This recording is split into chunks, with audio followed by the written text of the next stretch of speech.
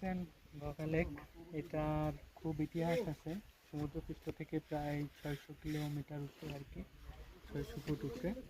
তো এই লেকটা কোনো গভীরতা নেই। এই লেকটা শুনছি যে সেনাবাহিনী বিজিবি আপনার হেলিকপ্টার থেকে হাইট মাপার চেষ্টা করছে, কিন্তু আসলে কোনো বলার সুযোগ পাইনি আর কি। এই লেকটার খুব বড় ইতিহাস আছে।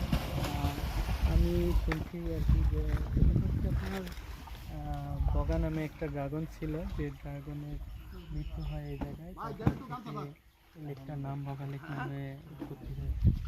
এই লেকটার কোনো গভীরতা নেই। প্রতি বছরে নাকি 2-1 জন করে মারাও যায় এই লেকে। তো লেকটা নিয়ে অনেক ইতিহাস আছে। আপনারা আসবেন এই বগা লেক দেখতে। এটাই বাংলাদেশের একমাত্র প্রাকৃতিক লেক, যেটা পাহাড়ের চূড়ায় অবস্থিত। তো এরকম লেক বাংলাদেশের কোথাও নাই। তো আপনারা যখন ইচ্ছা হবে, সময় হবে, চলে আসবেন লেক দেখতে। তো আমার এটা ফার্স্ট টাইম এমন একটা লেক দেখতে পেয়ে। আমি আসলে খুবই ভাগ্যবান, খুবই ভালো লাগতেছে আমার কাছে যে এরকম একটা লেক আমি দেখতে পাচ্ছি। তো যখন সময় হবে চলে আসবেন, দেখে যাবেন। সে কিন্তু ভালো থাকবেন। আসসালামু আলাইকুম।